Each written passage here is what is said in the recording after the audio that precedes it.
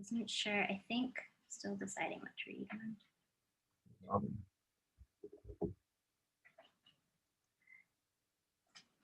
So you said we had like 15 minutes to read?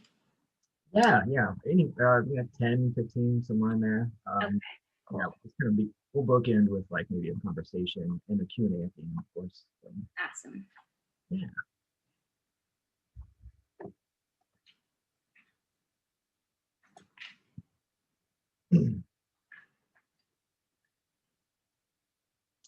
There she is.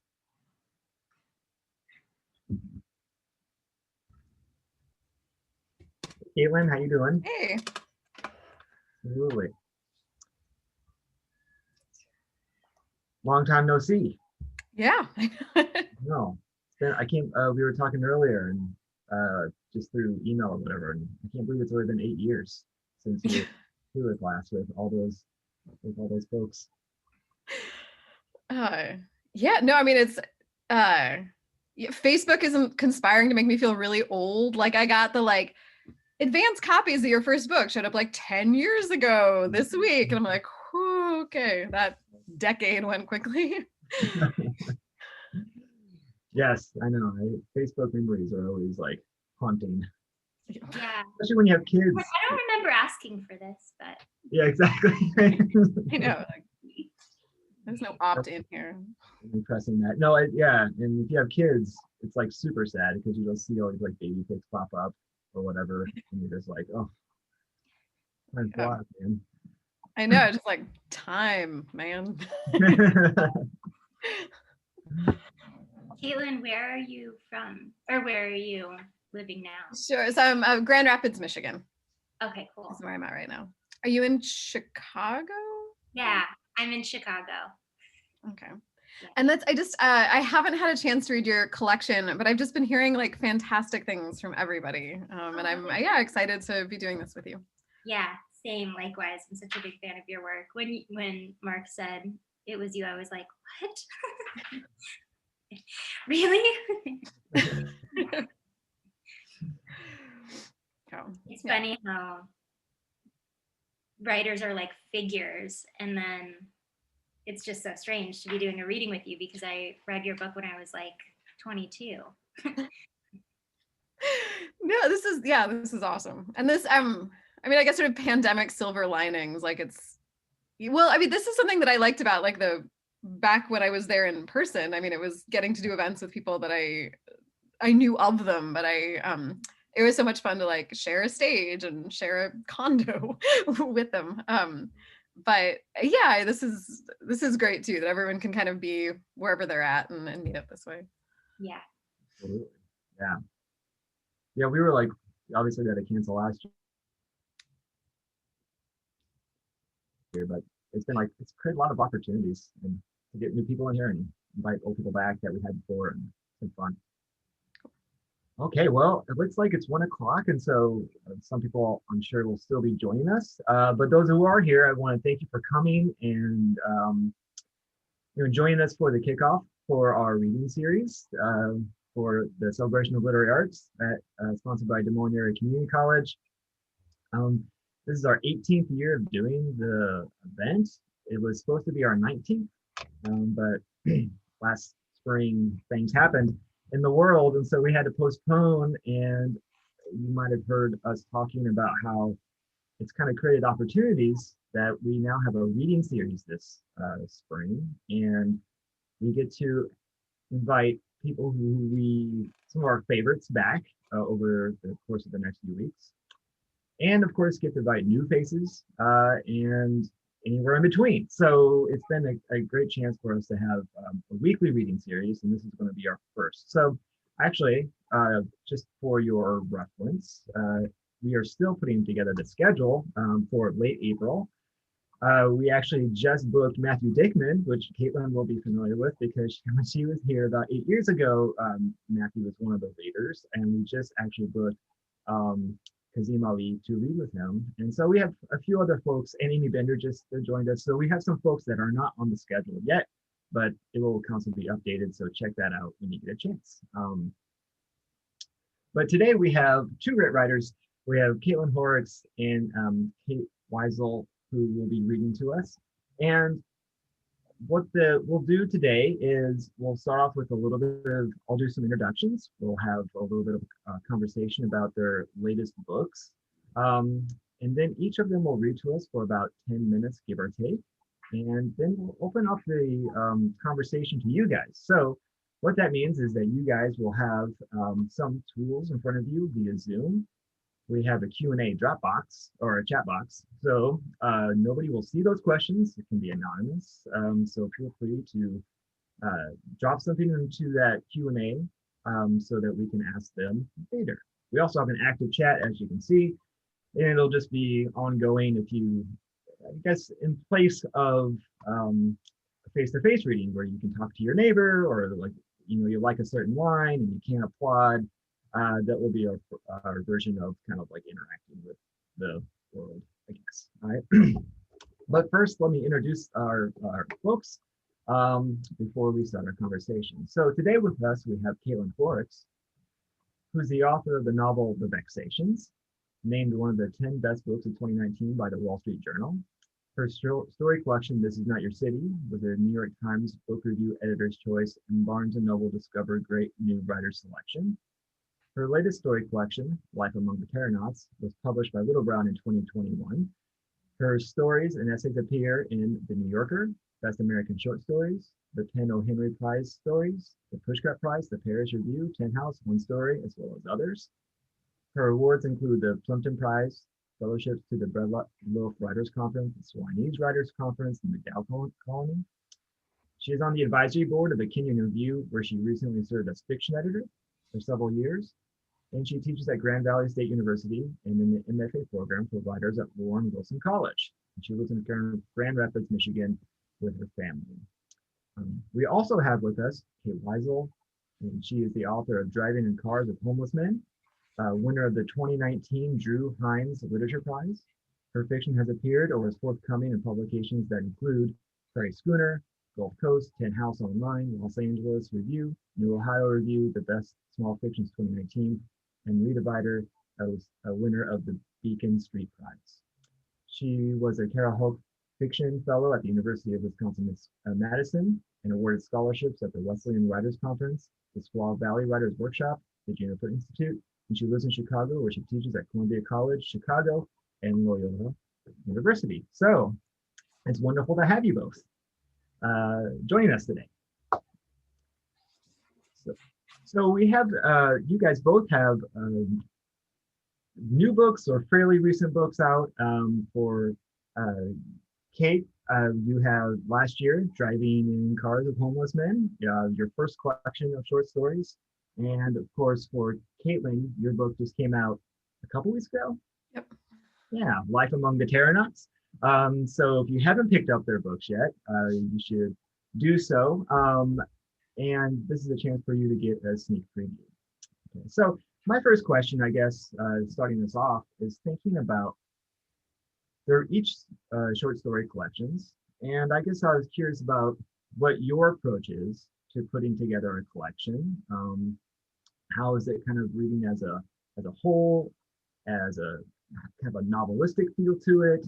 How do you decide what goes in, what goes out? Caitlin, do you want to start us off maybe thinking about your collection? Sure. So it's maybe arguably most short story collections are on like a spectrum, and one end is like the concept album, like really tightly linked either by theme or, they're all taking place in the same town, or they're all taking place to members of the same family. And then way at the other side is like, here's 12 stories I wrote.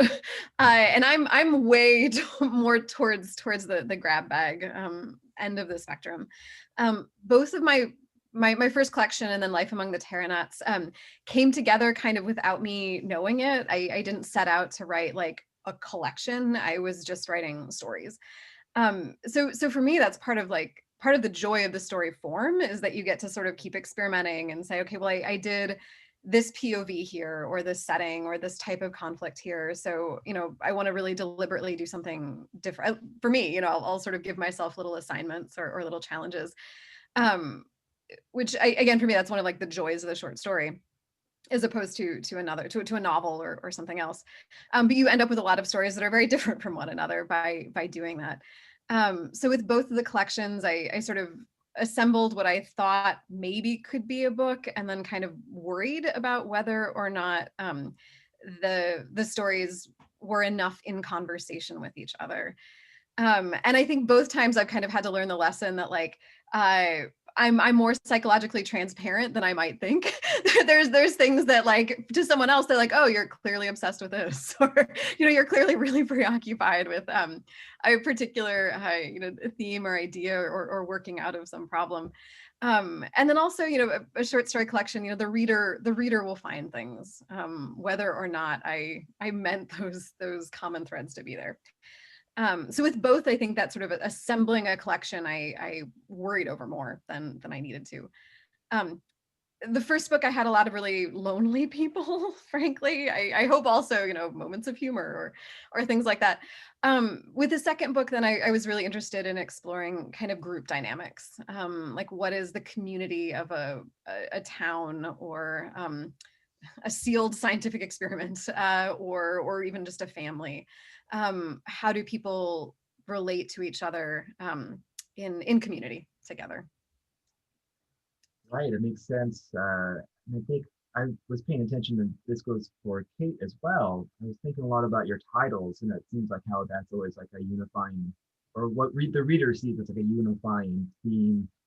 And I guess I'm always curious about why you pick certain titles for the collection, and how, and for yours, Caitlin, it does feel like there's like a setting in Terranauts, which is a made-up word, but suggests like the exploration of land, uh, as kind of part of your idea of community and setting is like a huge part.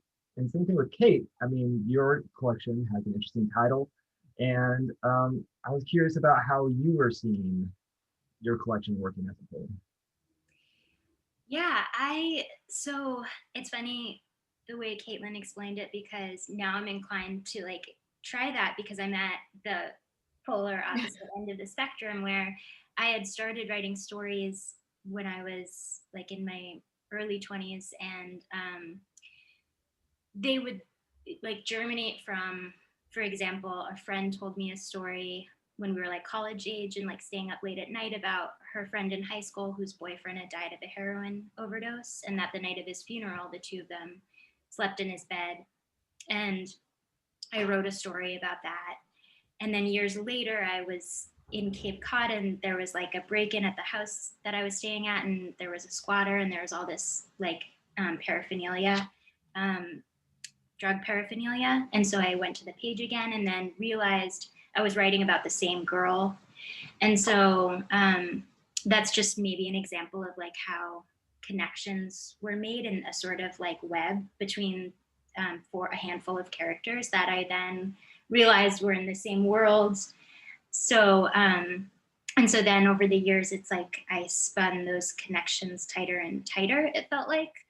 And so I think it's interesting to resist that, or to like to try to experiment and to do something different when I was trying to do something similar.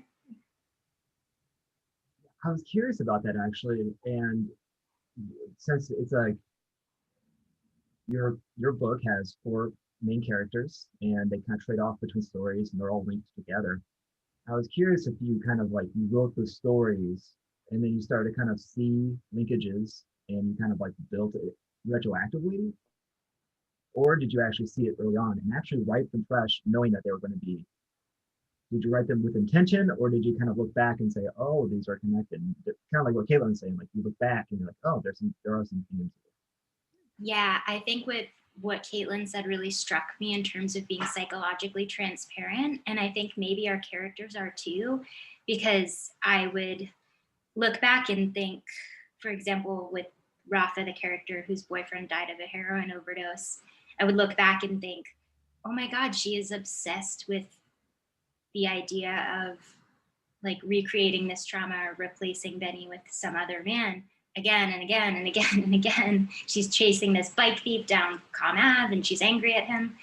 And And same idea for the four characters. It's like they're like repeating this pattern within themselves that I only knew how to chase myself, chase after once I had realized that that's what they were doing.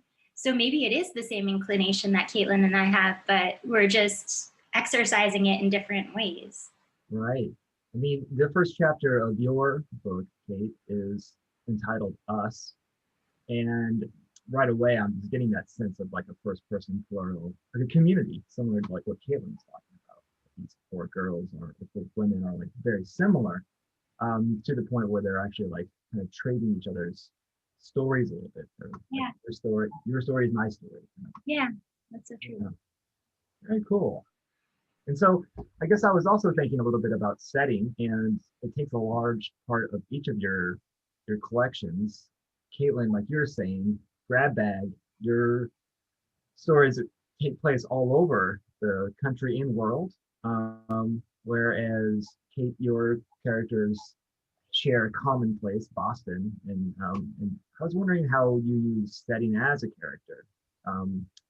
Not just in terms of the collection, but within the stories themselves. Caitlin, would you like to maybe start off? Sure. So the one way in which the range of settings came out of an unhelpful impulse is, so I'm from Michigan originally, and had lived some other places, but then ended up back in Michigan. So like my Midwestern heart, I think for a long time as a writer, it was like, oh, nothing interesting ever happens here. Like no one wants to read about my hometown. Like no one wants to read about where I live. And it was this, I was setting stories all over the place. I mean, because I wanted to, and I was trying different things. And I think I was also sort of like running from this idea that where I came was boring. If any of you, maybe none of you have had that thought, but if any of you have, try to set it aside. Interesting things happen everywhere. And I wish maybe there's a few more stories maybe in this book than in the other one, sort of set in Michigan, and I'm working my way towards that embrace of the frozen Midwest, upper Midwest. So setting as a character, I don't usually I can't think of a story that started off with me necessarily wanting the setting to be front and center as a character. For me, as kind of an entry point, I need a more human hook. I need to have a sense of who is the person we're following into this place, or what is maybe a character's experience of a particular place.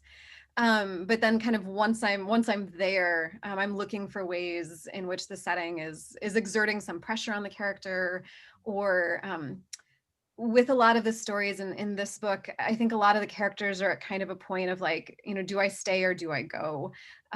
Do I make myself at home in this particular place? Do I try and change it for the better? Do I just kind of settle for something? Or do I go? And what does that look like? With a lot of, or maybe they can't go in the case of like the title story, they're locked in. So as I'm figuring out like the character's relationship to the place, that kind of opens up the story for me to think through, what are the aspects of that place that's important to the character. Right.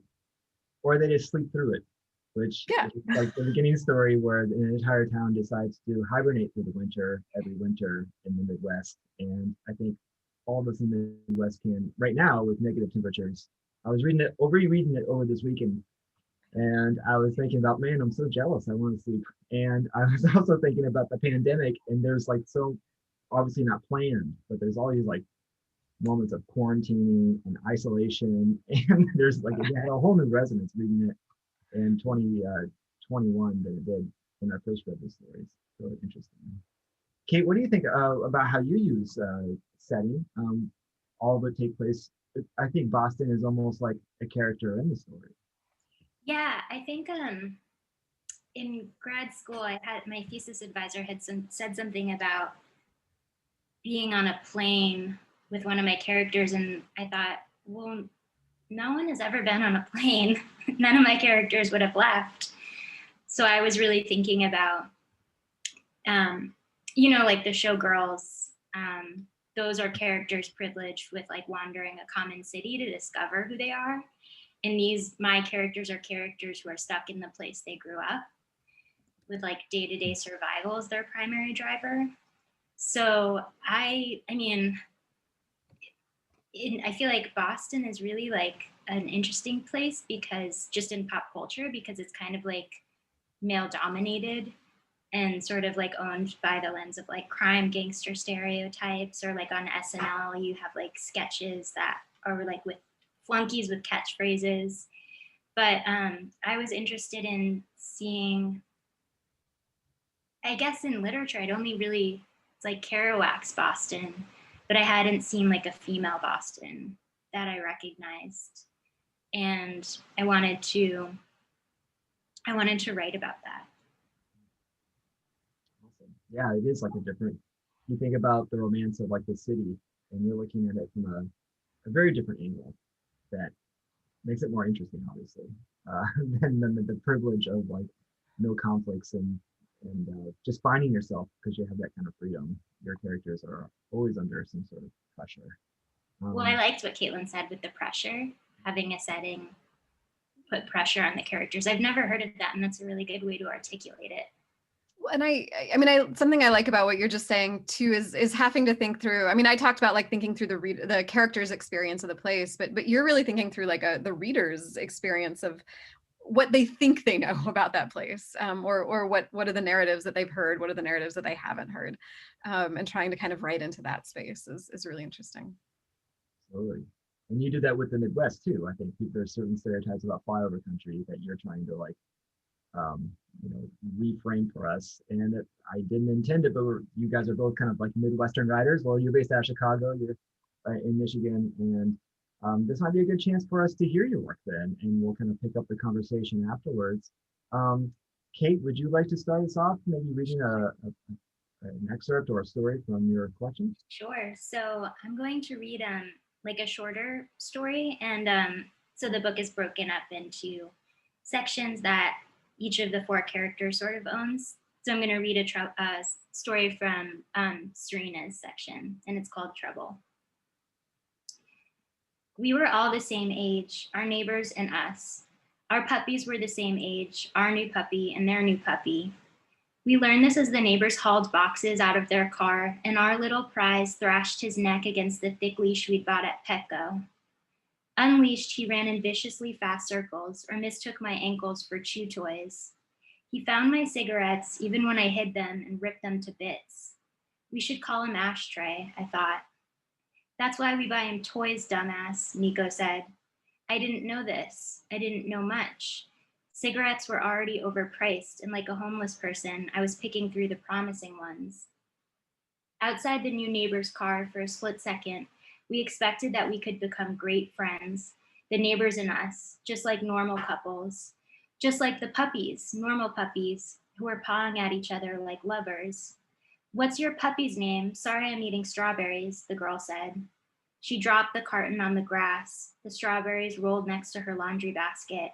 The puppies teamed up to demolish the berries, then chewed her sweatshirt collar, the gray sleeve darkening with slobber. His name's Trouble, I said. News to Nico, who looked at our puppy reluctantly, but I had him there. It wasn't something he could argue with. Our puppy had hole-punching teeth and coal-lined eyes, like an emo teenager. Get back, I said. Trouble was spread eagle on the concrete as the neighbor's puppy tongued his privates. I jerked his leash back, not on my watch. I scooped up Trouble as he writhed in my arms, then started yelping like a Mormon girl during a kidnapping. I edged up the stairs while Nico charmed the neighbors. The girl bought it and started talking his head off about how we should all go to dinner, or make it. We should have a dinner party, the girl said. We're 26 and we're over partying. Briefly, I saw myself from the view of the light fixture on the stairs, head first, knocked out, the door locked, bolted, my credit cards strewn below me like clues. Later, while Trouble raised his leg to pee freely in the corner of the kitchen, I asked Nico if he noticed that both the girl and the guy neighbors had lazy eyes. Before I asked him this, I prefaced by saying it wasn't the reason I disliked them both individually and as a couple. I just thought, what were the chances? Both of their eyes milked at the center identically, their pupils going googly like magic 8 balls. Trouble panted with his tongue out. I mirrored him, my tongue out in what I imagined was a parched look, while I waited for Nico to say something. I squeezed Trouble like a tube until he slinkied out of my grip. What does it matter about their eyes? Nico said, pouring bacon grease into a beer can. It matters to me, I thought. Did they look at each other, or half look at each other, and think, you complete me? I hid under the dining room table with Trouble, taking the padded tips of his paws against my fingers. I loved Trouble so much that I kind of wanted to hurt him. I ran my fingers down the tender muscles of his underside and bit longingly at the aching inside of my cheek. Trouble stared back like he was so miserably disappointed in me, to the core, though he'd only known me a month. He freed himself from the cage of my arms. He gagged, hunched, and heaved onto the hardwood. My cigarettes. No, Trouble, no, I said. I pointed my finger to emphasize my anger, but it reworded itself as excitement. Go, Trouble, go. I slid down that wall with my head in my hands as Trouble ran track around the table. I thought of my brother when he was little and couldn't speak, how he twisted his hands in front of his mouth to talk to our mom, blowing her kisses, pointing to cookies in the aisle, then back to his mouth, mouth to object, object to mouth, his sincere words dribbling out like applesauce. Since I couldn't understand him, I would push him as hard as I could when no one was looking. I'd push him again, his helplessness the maker of my fury. Trouble howled, barks like gunshots, his paws slipping and clicking on the hardwood. Why are you such a fucking baby? Nico said, walking past with a plate of stacked bacon, paleo fanatic that he was, assaulting me with the fresh smell of sneakers. Nico was gorgeous, everyone knew. He had slick black hair and tan skin like a man on the beach whose shoulder beads with water. Our children would be blended and beautiful according to any elderly lady in line at Shaw's. I sometimes imagine their sparkling cheeks and kinky highlighted hair.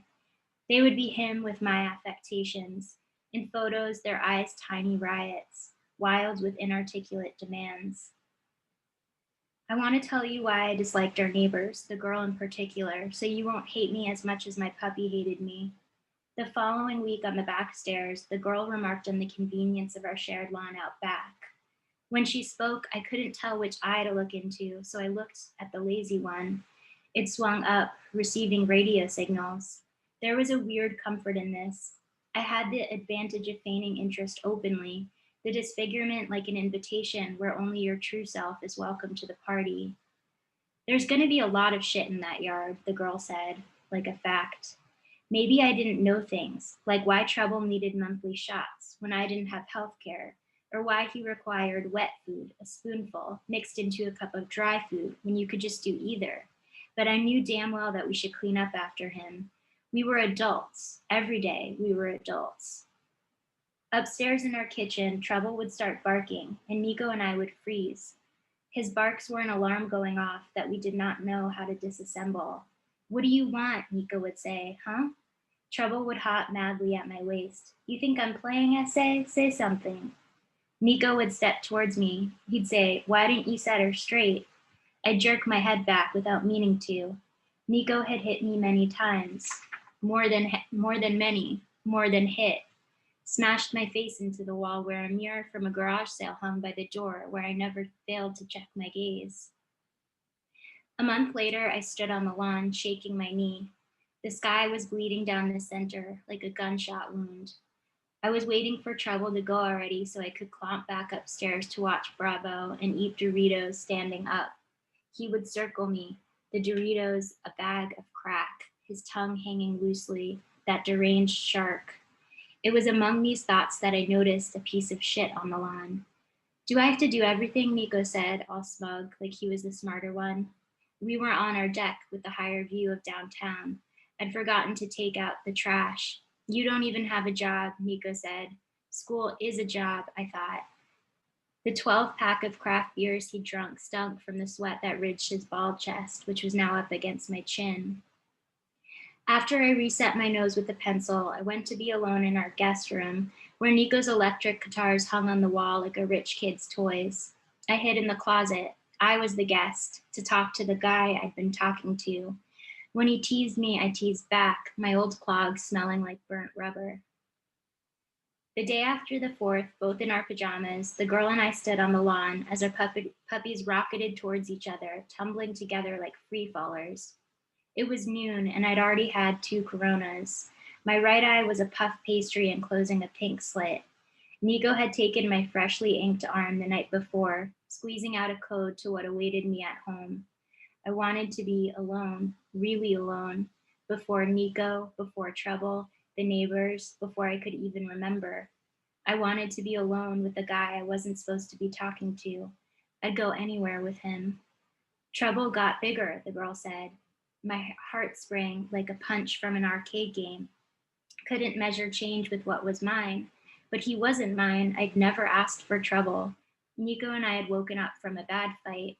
A purple shiner covered my eyelid in a deep swell but matched my makeup, so we decided to go for a walk. We were walking past the thick window of a shelter. Nico thought trouble could be a gift, a romantic gesture. Wow, I thought, I've never received a gift I'd have to walk for 15 years. When he picked Trouble out of the litter, I thought he'd stay that same size forever, the size of an organ, sticky soft and warm. We took Trouble home. He trembled, then ripped up the sectional Nico had bought without insurance.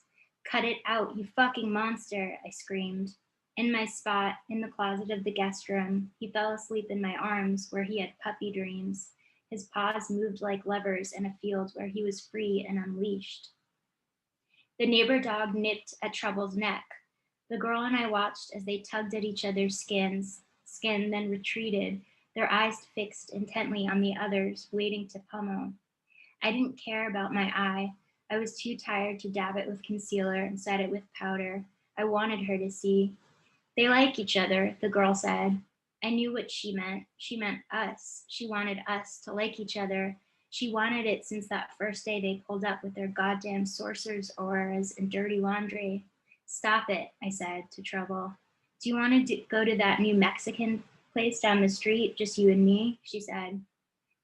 I wanted to go, I did. I wanted to sit next to her in the booth with my superior eyes, tracing my fingers down the rows of similar but different margaritas. She was waiting, with her grin on, I could tell, though I stayed busy watching Trouble. He was lunging this way and that way, trapped in the yard, thinking he was free. Was he bigger, and why couldn't I tell? When would I know? And then the dog started barking, cruel little yips, and I grabbed at the leash, but Trouble had this new kind of force as he lunged at the neighbor dog. I looked at the girl, thinking she would do something, but for the first time she said nothing. Dumb chick just stood there waiting. I was wordless, wanting to look where she looked, but she was looking at me. Thank you so much. That's wonderful. I was curious, I was listening to this, it's interesting to hear the words out loud, obviously, versus just on the page. And I was curious about, before we get to Caitlin's reading, about how you, Kate, look at, I don't know, how you approach violence, I guess, in this particular story, where it often happens off screen, or it's almost just barely mentioned out of nowhere and then forgotten about, and all the readers are like, did she just say that she got hit? I mean, like, so I was curious about how you approach violence in stories. Yeah, I think when I was thinking about this character in particular, if you're in like a violent relationship, you're not going to tell anybody until after you leave. It's part of your daily life. And so if you were speaking, like in a story, I always think about it like you're talking to a friend. And you're not going to be so explicit, though. In this story in particular, she wants her neighbor to see, but she doesn't know how to tell her the truth. And so I think it's always this like fumbling in the dark for the truth with the character, being overt and not so overt, in an attempt to um, show like how badly they're hurting, even when they're unaware maybe of how badly they're hurting. Um, Yeah. yeah, Yeah, I think that's like that sounds like something that happens a lot in your work, where they're kind of like wrestling with um, different forms of trauma, and they don't know how to articulate it, but they're always like yeah, and looking. it's like comes out maybe inappropriately in some ways and not enough in others. Right. It's like this attempt that is like both misguided and um, like all encompassing at the same time. Right. Interesting. Very cool. We're reading. Somebody mentioned is going to mention in our Q&A Benjamin Percy's book, who we were talking about before the reading, and he has like a great, interesting essay on violence. And What's it called? I think it's called, in typical Percy fashion, it's called "There Will Be Blood," Nice. and he talks about how violence works and how it's done poorly as well. And I think you're doing exactly some of the stuff he's talking about in the article. It's really cool. Okay, very cool. Caitlin, would you like to read something from your book for us? Oh. Okay, unmuted. Sure. So also this one also contains references to kind of gruesome act of violence that has happened before the story starts. It wasn't planned. I have a limited number of stories in here that can be read in under 10 minutes. So I'll also say this is one, somebody in the chat sort of asked about revision, and mostly I'm a very like dogged and passionate reviser. I find first drafts really hard, and then I really enjoy revision. This one kind of unusually was done in just maybe just a few 2 or 3 days, which is weird for me. But I had been sort of chewing on it for almost 5 years. Somebody had sort of told me a story in a car, and I kept thinking about it. Teacher. 9 years after he was a student in my 4th grade class, Zach Nowak threw a brick off an I-75 overpass. It smashed straight through the windshield of a white Subaru and into the face of the driver, a mother piloting her family toward their summer vacation. She lived long enough to be brought to the hospital where my ex-sister-in-law was a nurse. I'd been divorced for almost 5 years, but Helen had stayed closer to me than to her brother. He was a jerk, she'd say. The new one's dumb as a box of rocks. Even he knows he made a mistake. I was skeptical on that count. He'd never tried to come back to me or even apologize, but I appreciated Helen's lie. We met up for dinner every few weeks, mostly at the Thirsty Sturgeon, the only restaurant worth eating at anywhere near Walleye Lake. No one lived here for the food, or the walleye, really, or the sturgeon. Mostly we lived here because we'd always lived here, in the forested swath of north central Michigan that the rest of the world drove straight through. The family in the Subaru had been pressing north, planning to stay overnight in Mackinac City and take the first ferry over to the island to do the usual, horse-drawn carriages and bike rentals and fudge. The brick came down at 9:30 p.m., not long after sunset. Our first dinner together, after the brick, I thought Helen was bringing it up the way any of us in town might. A terrible thing had happened in a very small place, and we worried at it like a rash, the scratch of what was he thinking, and that poor family. I hadn't realized that Helen had been working in the ER when the family was brought in. We're not a level 1 trauma center, she said. We're not supposed to see things like that. And after we ordered, she told me just a little of what she'd seen, how the husband who'd been in the front passenger seat had had pieces of his wife's face on his clothes. Their kids had been strapped in the back seat and were unharmed except for what they'd witnessed. I understood that she wasn't saying any of this to horrify me or impress me, but because she needed to say it to someone. When the server came with our food, she ordered 2 whiskey sours, both for her, although she usually nursed 1 beer all evening. Was he in your class ever? She asked me, doing the math. Zach Nowak was 18, barely, when he threw the brick. I'd taught at Walleye Lake's only elementary school for 15 years, and I admitted he'd been in my class. What was he like, if you remember? I remember. He had seemed like the kind of kid who might someday throw a brick off an overpass, was what he'd seemed like. But I didn't know how to say that without sounding either flippant or irresponsible for not doing something to stop him. I was sure we all remembered him, every single teacher who'd ever been in a classroom with Zach. But we'd also known crooked kids who turned into straight arrows, or at least into adults who held down jobs, went home and watched TV, and didn't throw bricks off overpasses. We'd known sweet kids who went the other way. Life is long and strange, and none of us sees what God does. But what I'd seen in Zach had scared me. When other kids angered him, he didn't yell or hit. He waited until they were distracted, and then he took his revenge. It wasn't always violent. He liked to piss on things, people's backpacks, books, faces. One winter when the hallway was lined with snow boots, he'd walked along spraying the whole row of them. Honestly, he was creepy, I said. But kids, you have to believe in them. You have to assume there's time for them to turn out okay. If you can't reach them, maybe someone else can. Once Zach had flagged me down during a math test. I'd laid one palm flat on his desk while we spoke. He stabbed me in the back of the hand with his sharpened pencil as hard as he could. When the principal asked him why, he said I'd made the test too hard. Zach got a week suspension. After the week, he was back. What did you do after that? Helen asked. Help him be a megaphone? I wouldn't have wanted to get within arm's length. I mostly hadn't helped him, was the real answer. I'd ignore his waving arm as long as I could. I had thought that at parent-teacher conferences, I might discover that his parents were neglectful or cruel in some obvious way I could report, and then whatever was messing this kid up could start to get fixed. But when the parents came, they were tidy and polite and kind, which doesn't always mean anything, of course. But then they started telling me everything they'd tried, every kind of therapist they'd already been to see, driving 3 hours down to Lansing for appointments. Don't give up on him, they begged. We know he's a difficult kid, just please don't give up. Of course I wouldn't, I said. He was just a child. And maybe if I'd managed to be kinder to him, he would have risen to the kindness, turned toward it like a plant and flowered. I watched Helen demolish her napkin, tearing it into small strips, and felt like maybe I could have spared her this, like she was one more person Zach had managed to hit with the brick I hadn't stopped him from throwing. Speaking to the police, Zach didn't pretend he hadn't understood what brick plus overpass pass plus windshield might mean. He was just curious, he said, just messing around.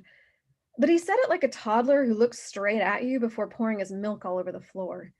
A toddler is old enough to understand overturned cup plus milk plus floor. He just wants to watch it happen. Zach was arrested when he drove back to the same overpass that same night to do it again. It was probably for the best, Helen said, that the woman didn't make it. I'm not supposed to say that. I'm not even supposed to think it. But the injuries she'd sustained. Zach was scary, I said. From the moment he started school, before, probably, we weren't supposed to think that, but he was. The last time I spoke to Zach, he was 13 and buying a yellow patch of Sour Patch Kids at Walgreens. He was ahead of me in line, and I hoped he wouldn't look back. I was buying tampons and a bottle of dandruff shampoo. When I went through the sliding doors, he was waiting for me outside. Hey, Ms. Z, he said, the name I'd asked the kids to call me. My married name was very long and Polish, and it never seemed worth it. I said hello, and he asked me what dandruff was. Not really your business, I said first, and then felt childish. You're an educator, I thought. I wasn't going to be a wife much longer by then, and after 4 miscarriages, I knew I might never be a mother. But I was still an educator. Dry scalp, I explained. It gets itchy. Where's your itch, Ms. Z? He asked, and smiled like he was 10 years older. I shook my head and started walking. You don't have your car, Ms. Z. I'd walked because it was autumn and the weather was going to turn cooler any day but hadn't yet, and I was grateful for the warmth. My house was a quick trek through a patch of woods behind the drugstore. It was township land, the trails no more than deer paths. A track spit out at the end of my street, so familiar it didn't occur to me I should stick to the road. But then Zach was following me through the trees, with no one else around. Ms. Z, are you still Ms. Z, or are you something else now? My husband had left me 3 months earlier, and Walleye Lake was so small, everyone had heard the news. I'm still Ms. Z to you. You sure? Can I call you Trisha, Ms. Z, since I'm not at your school anymore? I'm still not sure how he knew my first name. No, You can't call me that. He kept following. At first, it was just his footsteps on the path crunching through the autumn leaves, and then it was, "Hey, Trisha," over and over. "Hey, Trisha. Hey, hey, Trisha. Hey, hey, hey, Trisha. Hey, hey, Trisha. Hey, hey." This went on for half a mile. I didn't see or hear anyone else. My lungs got tight, my breath fast and shallow, sweat trickled down my sides. I wound the plastic drugstore bag tighter around my left hand. Finally, I stopped dead on the path. I'd seen a gray rock half covered in leaves and bent to grab it with my other hand. I'd planned to rise in one smooth motion, rock raised, but it was almost too heavy, almost too big to hold in one hand, and I staggered a little before hefting it up and over my right shoulder like a baseball. For a moment, he looked startled, and then he grinned. "You're not gonna throw that at me," he said. "You're a teacher." Puberty had barely gotten started on him. He was still shorter than I was, probably 50 pounds lighter. His voice was high and thin. Was I really gonna aim a rock at a child like he was some stray dog? It would be an admission that I was afraid of a 13-year-old boy, a boy with his whole future, supposedly unwritten, still ahead of him. I didn't throw the rock, but I didn't put it down. All the rest of the way home, I carried it, cradled it in the crook of my elbow as I unlocked the front door and dived inside. He waited at the bottom of the drive, as if politely making sure I'd gotten home safely. He stood out there a few minutes longer, then walked away.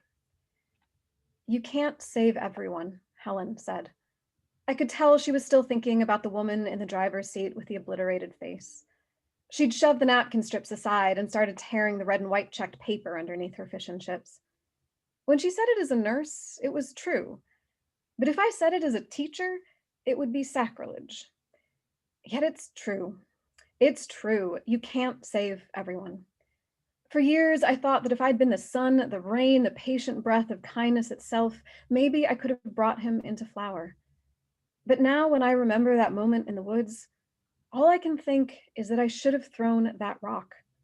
I should have thrown it as hard as I could, straight into his smiling face. And the story. Oops. Two super cheerful pieces that we've shared with you today. You're welcome. No, they're like thematically linked though a little bit. I speaking of violence, and I remember reading this story out of this collection, and it was super haunting. It stuck with me for a long time, and I was curious about your comment at the beginning, where you overheard, like somebody told you a sounds like an anecdote of or some sort of thing from real life, and it spoke to you. So I'm curious about why this spoke to you, but also thinking about like how do you choose what stories are going to be written or you're going to attempt to write, and others don't really pass the test for you, I guess. But I'm curious what happened with this story that like spoke to you. Sure. Well, so it started. It was I was doing a reading in Pennsylvania, and they'd like sent someone to pick me up at the airport, and he was chatty, which was good. And one of the things he was sort of chatting about was an incident that had taken place in that area where somebody had thrown something over an overpass, and a driver had been horrifically injured, had survived in that case, but I believe his wife had some connection to the thrower, some very sort of like tangential connection. And I just sort of found myself just thinking through, you know, what would it be like to have known somebody who went on to do the thing? What would it have been like to have known somebody? What are the relationships we have with people? What are the different pressures maybe that relationships puts on somebody? Like where we think, should I have known this or not? Should I have intervened or not? Like, could I, you know, have intervened or not? Like what are the moments maybe that we know things or think we know, or what actions do we take or not take? And I thought that this was going to be like a huge project. In my head, like the wheels were turning, and I was like, okay, I think this person's like a guidance counselor at the high school, and you know, blah blah blah. And then I just didn't do anything with it. And then I kind of sat to write, and it's not a very long story. It's just a few pages. And I kind of sat, and it came out like that. And I was like, I think that's it. Like I think that's. I have said what I have to say about that story, and was done. Yeah, I think that's what I mean. Some Timothy in the chat said, "I think I know that kid." Not literally, but we all know that kid from school, and you're a teacher, and so is Kate, and I'm a teacher, and I think that speaks often to this idea of like, or like a parent as well, right? Where it's like to not save somebody is sacrilege, whereas to a nurse it's like common sense. And I love that kind of like dynamic of the job decides what caring is, and and she kind of regrets the decision to not inflict violence on him. Could have saved a life, you know. Yeah. Yeah. Wow. That's interesting. Okay. So you were talking about we're going to get to Q&A in just a moment, but you're talking about how short the piece was. And Kate, you often write shorter pieces too, in terms of your book. And so I'm curious about how you, and Kate, Caitlin, you have like several pieces of kind of flash fiction throughout the collection.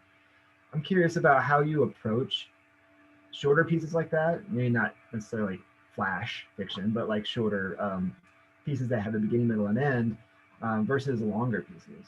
I'm just curious how you approach that very specific genre. Kate, do you have a kind of like a philosophy?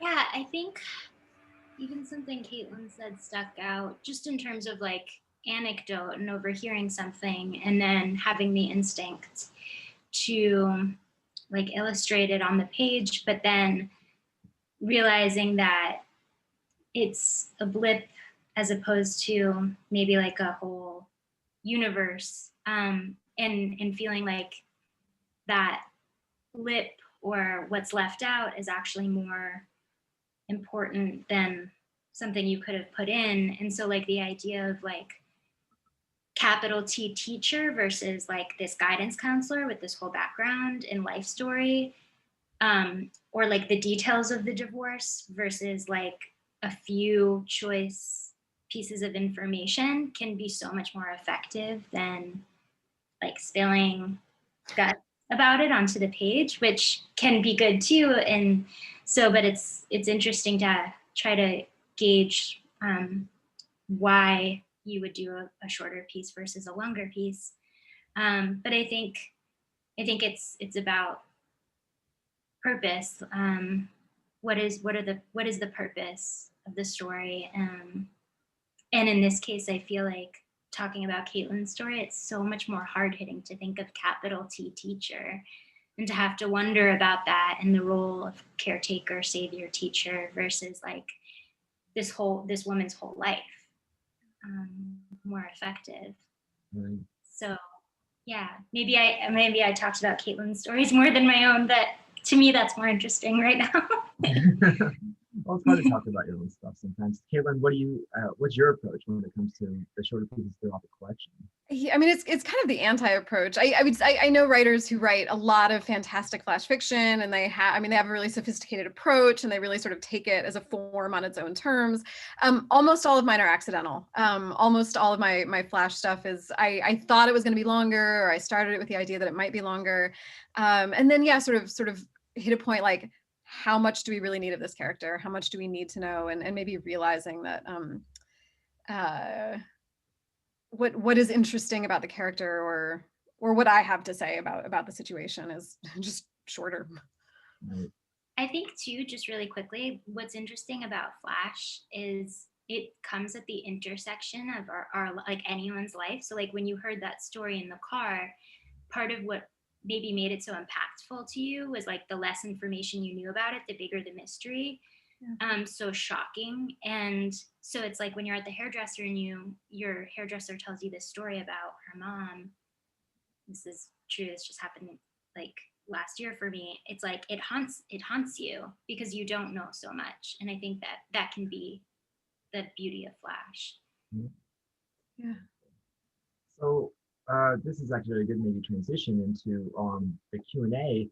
There are a few questions given by the audience, and the first one is thinking about what advice do you have for students who want to write stories set in fantasy worlds in beginning creative writing classes? Sometimes the invention of these worlds absorbs too much of the student's attention, while technical aspects of the exercises end up less polished. And so just thinking about maybe genre and fantasy and the pitfalls that come with that genre. And I guess I'm also thinking about Caitlin, who you often have stories that tend to move into the surreal. You have realistic stories, but you also have stories that kind of have, um, you know, unrealistic premises. And many of your flash pieces actually do, in fact, have kind of like a, you have a story about the Oregon Trail, right? The video game, and Oh you kind my of God. you enter into the video game, and then you have the Terranauts, who's like you're going to enter into this biosphere and with these scientists, and so you have elements of fantasy. Do you have advice to how to negotiate those two genres, realism and the unreal? The Oregon Trail story, I was expecting the whole time for my editor to be like, I don't think we can put your like 80s in joke in your book. Like it's not universally accessible enough, but it's still there. It made it through. So for me, it's a great question. And to me, I think that maybe the simplest way I've tried to think about it or approach it, it is about length. So I mean, this suits our kind of discussion about flash fiction. Poets, when they talk about form, there's like sonnets and ghazals and this whole taxonomy of things.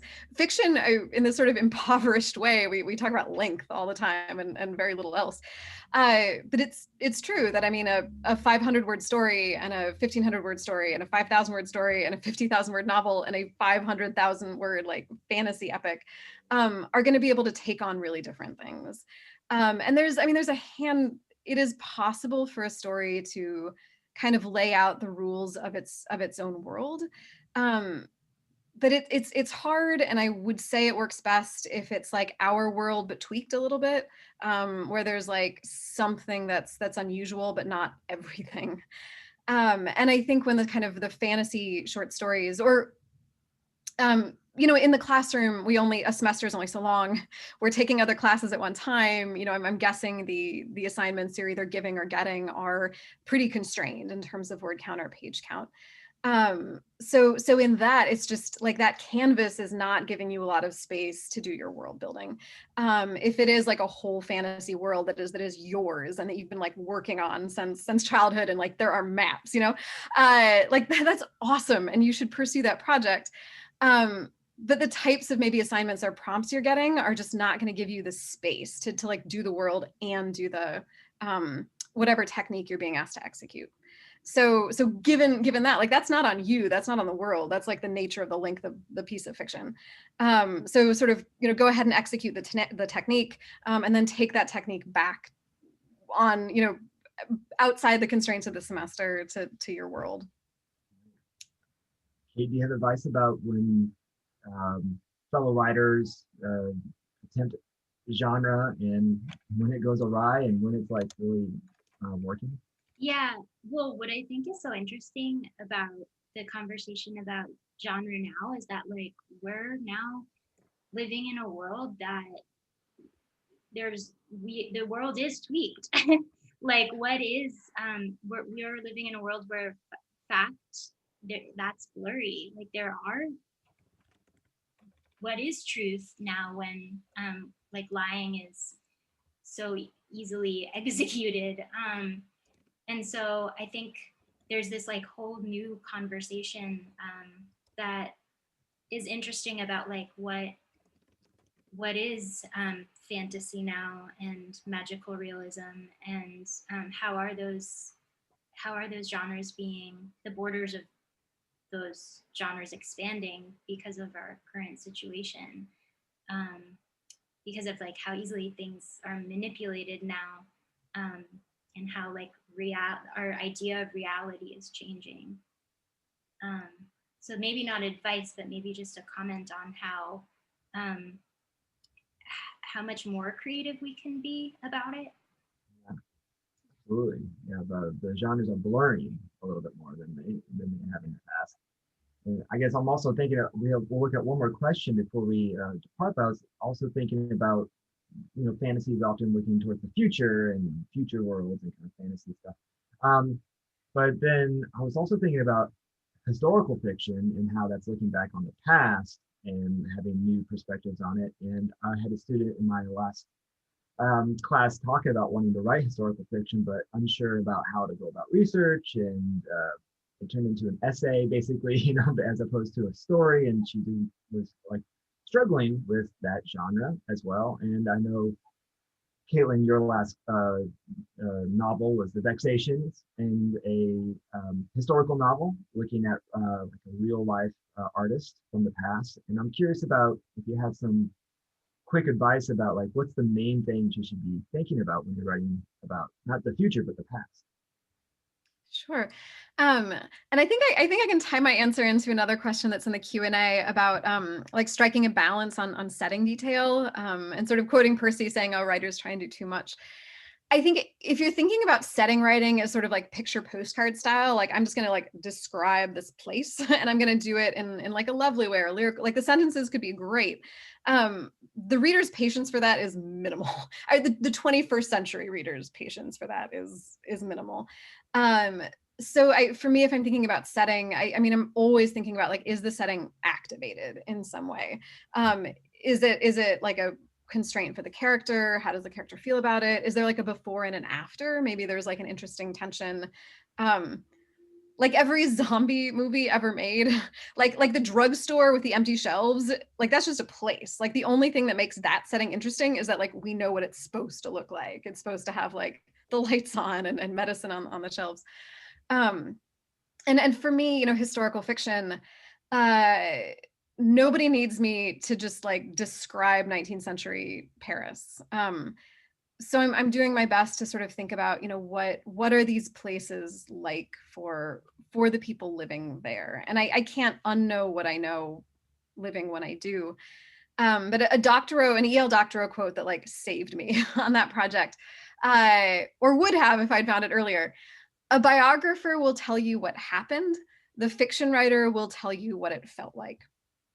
And that I think is just key for sort of like releasing yourself from feeling the obligation to do certain kinds of writing, and allowing you to go straight towards what fiction does really well.